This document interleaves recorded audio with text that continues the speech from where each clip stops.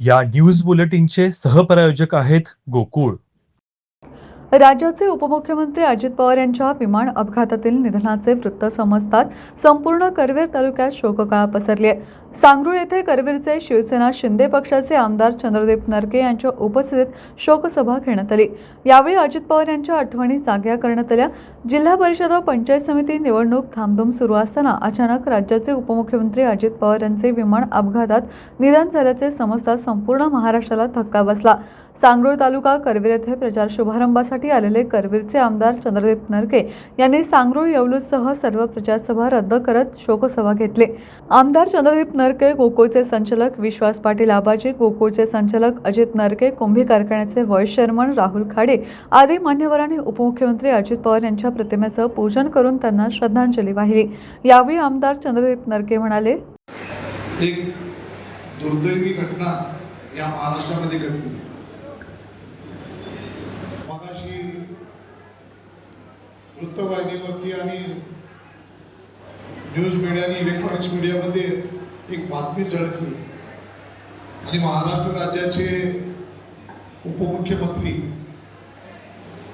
आणि आपल्या सर्वांचे कर्तव्यनिष्ठ उपमुख्यमंत्री अजितदादा पवार यांचं विमान अपघातामध्ये निधन झालं आणि ही बातमी कळाल्यानंतर सर्व महाराष्ट्रामध्ये दुःखाचं सावट पसरलं.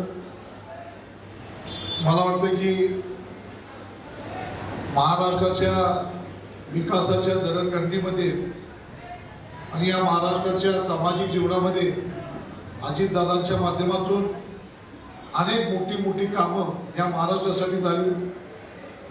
मला आपल्याला निश्चित सांगायचं आहे, आपल्या साखर कारखान्याचं कोजनरेशन प्रोजेक्ट आणि वेगवेगळ्या ज्यावेळी कारखान्याला मदत हवी असेल तेव्हा अजितदादांनी मी ज्यावेळी कधीही गेलो त्यावेळी मला सांगायचे, चंद्रदीप नरके या कुठलं काम आहे सांगा आणि 1 आठवड्यात काम झालं पाहिजे.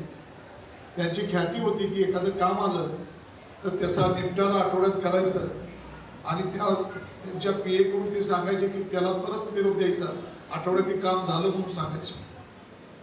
मला माझा सातत्यानं त्यांचा सहवास होता. विधिमंडळातलं त्यांची शिस्त आणि त्यांचं वेळेचं महत्त्व, त्यांना महाराष्ट्रामध्ये त्यांच्याकडे बघताना अजितदादा म्हणजे शिस्तबद्ध आणि वेळेचं पालन करणारे नेते म्हणून ज्यांच्याकडे संबोधायचं.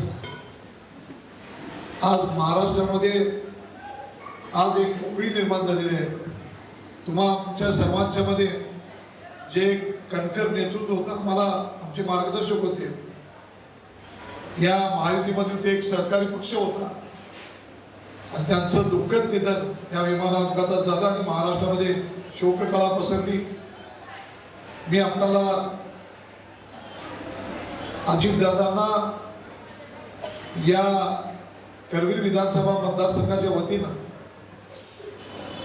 आणि शिवसेना पक्षाच्या वतीनं मी भावपूर्ण श्रद्धांजली अर्पण करतो. या शोकसभेला सांगरूळ, कोपारडे, भामटे, खाटांगळे, पासार्डे आदी परिसरातील विविध संस्थांचे पदाधिकारी, राजकीय पुढारी, कार्यकर्ते उपस्थित होते.